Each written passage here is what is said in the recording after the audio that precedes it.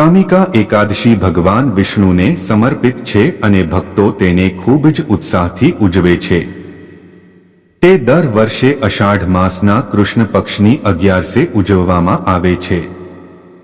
Hindu calendar મુજબ આ વર્ષે આ એકાદશી 31મી જુલાઈના રોજ ઉજવવામાં આવશે. કહેવાય છે કે આ તિથિને લઈને કેટલીક એવી બાબતો છે જેનું પાલન કરવું જોઈએ. નહીં તો ભગવાન વિષ્ણુ નારાજ થઈ શકે છે. એકાદશી વ્રતનું હિન્દુઓમાં ઘણું ધાર્મિક અને આધ્યાત્મિક મહત્વ છે. આ શુભ દિવસે લોકો ઉપવાસ કરે છે અને સંપૂર્ણ સમર્પણ સાથે ભગવાન વિષ્ણુની પૂજા કરે છે. એવું માનવામાં આવે છે કે આ દિવસે ભગવાન વિષ્ણુની પૂજા કરવાની સાથે દેવી લક્ષ્મીની પણ પૂજા કરવી જોઈએ, જેનાથી તમારા જીવનમાં કોઈ પણ પ્રકારની લક્ઝરીની કમી નથી. તો ચાલો જાણીએ આ મહત્વપૂર્ણ દિવસ સાથે જોડાયેલી કેટલીક મહત્વપૂર્ણ બાબતો. તમારા જીવન સાથે જોડાયેલી તમામ સમસ્યા દૂર કરવાના ઉપાયો તથા એકાદશીની પુણ્યદાયી વ્રતકથા વિશે. કામિકા એકાદશી ક્યારે છે? વૈદિક કેલેન્ડર અનુસાર અષાઢ મહિનાના કૃષ્ણ પક્ષની એકાદશી તિથિ 30 જુલાઈ 2024ના રોજ 4:44 વાગ્યે શરૂ થશે અને એકાદશી તારીખ 31 જુલાઈ 2024ના રોજ બપોરે 3:55 વાગ્યે સમાપ્ત થશે. કેલેન્ડર પર નજર કરીએ તો 31 જુલાઈ 2024ના રોજ કામિકા એકાદશીનું વ્રત રાખવામાં આવશે. તે જ સમયે તેના પારણા 1 ઓગસ્ટ 2024ના રોજ સવારે 5:43 થી 8:24 વચ્ચે થશે. ભીષ્મ પિતામહે આ એકાદશી વિશે નારદજીને કહ્યું. ભીષ્મ પિતામહે સૌથી પહેલા નારદજીને કામિકા એકાદશી વિશે જણાવ્યું હતું. પછી શ્રી કૃષ્ણએ આ વાર્તા અર્જુનને કહી હતી. આ કથામાં પિતામહે અષાઢ મહિનાની એકાદશી પર ભગવાન વિષ્ણુની પૂજા કરવાની પદ્ધતિ અને તેના ફાયદા વિશે જણાવ્યું હતું. કામિકા એકાદશી પર આ કામ કરવાથી દૂર રહેવું. કામિકા એકાદશીના દિવસે અનાજનું સેવન વર્જિત માનવામાં આવે છે. આ દિવસે તામસિક વસ્તુઓથી દૂર રહેવું ખૂબ જ જરૂરી છે. આ તિથિએ ચોખાનું સેવન ન કરવું જોઈએ. આમ કરવાથી જીવનભર દરિદ્રતા રહે છે. આ દિવસે બ્રહ્મચર્યનું પાલન કરવું ખૂબ જ મહત્વપૂર્ણ છે. આ દિવસે કોઈની સાથે વિવાદ ન કરવો જોઈએ. આ દિવસે કોઈના વિશે ખરાબ બોલવાનું ટાળવું જોઈએ. આ દિવસે ભૂલથી પણ વડીલો અને મહિલાઓનું અપમાન ન કરવું જોઈએ. કામિકા એકાદશીની પૂજા પદ્ધતિ. આ તિથિએ સૂર્યોદય પહેલા ઉઠીને પાણીમાં ગંગાજળના થોડા ટીપા નાખીને સ્નાન કરો. આ પછી ઉગતા સૂર્યને અર્ઘ્ય અર્પણ કરો. આ પછી એકાદશીનું વ્રત, પૂજન અને દાનનો સંકલ્પ લેવો. પીપળા અને તુલસીને જળ અર્પણ કર્યા પછી ઘીનો દીવો પ્રગટાવો અને ઝાડની પ્રદક્ષિણા કરો. ભગવાન વિષ્ણુની પૂજા કરતા પહેલા ઘીનો દીવો પ્રગટાવો. ત્યાર પછી સૌપ્રથમ શંખમાં શુદ્ધ જળ ભરીને ભગવાનનો અભિષેક કરો. ત્યારબાદ ફરીથી દૂધ અને પંચામૃતથી અભિષેક કરો અને પછી શુદ્ધ જળથી દેવતાને સ્નાન કરાવો.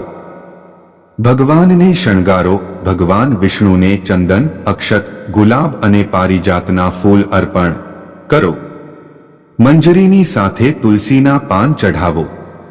અબીર, ગુલાલ અને અત્તર સહિત પૂજા સામગ્રી અર્પણ કરો. મોસમી ફળો, હલવો અથવા કોઈ પણ મીઠાઈ ચઢાવો અને આરતી કરો અને પ્રસાદ વહેંચો. એકાદશી પણ એક તહેવાર છે. એકાદશીને તહેવાર પણ કહેવાય છે. આ પવિત્ર માસમાં ભગવાન નારાયણની પૂજા કરીને તમામ દેવો, ગંધર્વો અને સૂર્યની પણ પૂજા કરવામાં આવે છે. અષાઢ માસના કૃષ્ણ પક્ષમાં આવતી આ એકાદશી પર ભગવાન વિષ્ણુને તુલસીના પાન અર્પણ કરવાથી જાણે જાણે કરેલા પાપોનો અંત આવે છે. આ દિવસે તીર્થ સ્નાન અને દાન કરવાથી અનેક ગણું પુણ્ય ફળ મળે છે. સ્કંદ પુરાણમાં કહેવામાં આવ્યું છે કે કૃષ્ણ પક્ષમાં આવતી એકાદશી પર ઉપવાસ, પૂજા અને દાન કરવાથી જાણે જાણે થયેલા પાપ તો દૂર થાય છે, પરંતુ ફરી પાપ કે અધર્મ નહીં થાય એવો સંકલ્પ છે. ભગવાન વિષ્ણુની સામે લેવામાં આવે છે. જો તમે તેને લો તો જ તમને પરિણામ મળે છે. આ વ્રત વર્ષની તમામ એકાદશીઓમાં વિશેષ માનવામાં આવે છે. કામિકા એકાદશી પર કરો ઉપાય. કામિકા એકાદશી ભગવાન શ્રીહરિ વિષ્ણુને સમર્પિત છે. આ દિવસે પૂર્ણ ભક્તિ સાથે ભગવાન વિષ્ણુની પૂજા કરવાથી વ્યક્તિ પાપોમાંથી મુક્તિ મેળવી શકે છે.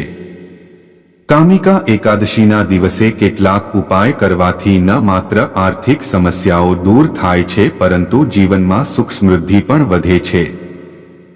કામિકા એકાદશીના દિવસે શ્રીહરિ વિષ્ણુજીનો પંચામૃતથી અભિષેક કરો. આમ કરવાથી તમારા કાર્યસ્થળમાં આવતી મુશ્કેલીઓ દૂર થશે અને તમને તમારી કુશળતા દર્શાવવાની નવી તકો પણ મળશે.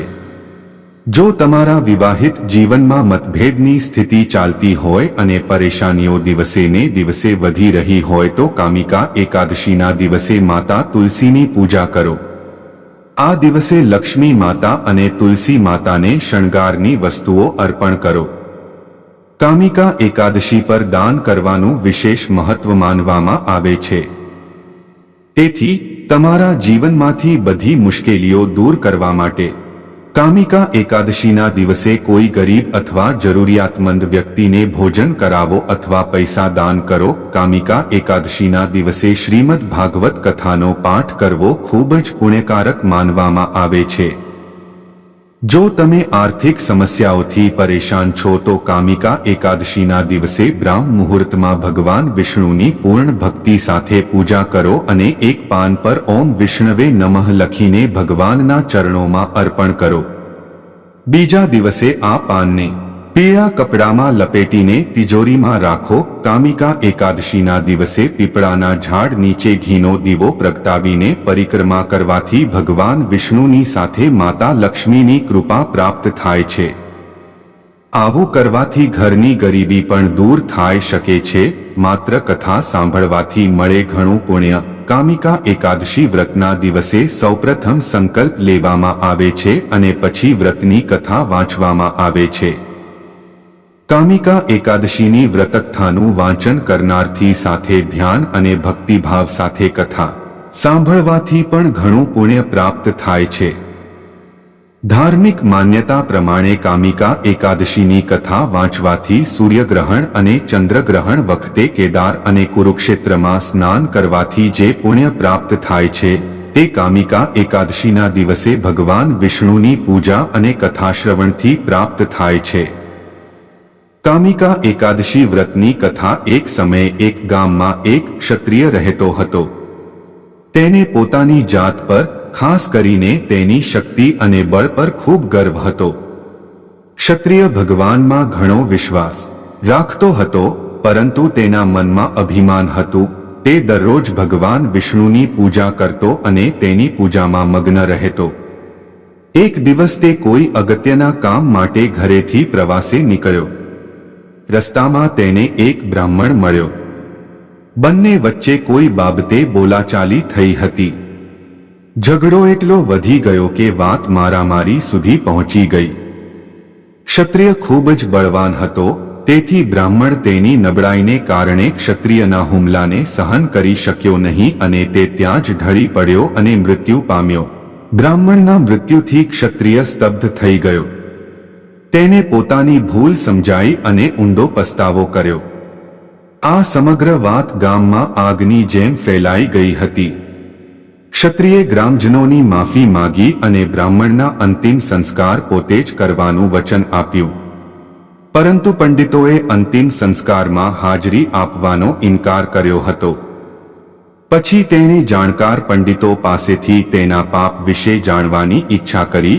ત્યારે પંડિતોએ તેને કહ્યું કે તેના પર બ્રહ્મહત્યા દોષનો આરોપ છે, તેથી અમે અંતિમ સંસ્કારના બ્રાહ્મણ પર્વમાં તમારા ઘરે ભોજન લઈ શકીએ નહીં.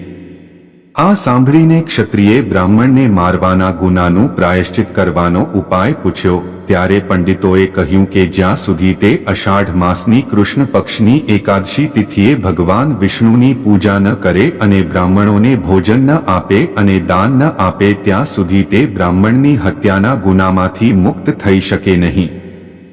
બ્રાહ્મણના અંતિમ સંસ્કાર પછી ક્ષત્રિયે પંડિતોની સલાહને અનુસરીને કામિકા એકાદશીના દિવસે ભગવાન વિષ્ણુની સંપૂર્ણ ભક્તિ અને પદ્ધતિસર પૂજા કરી.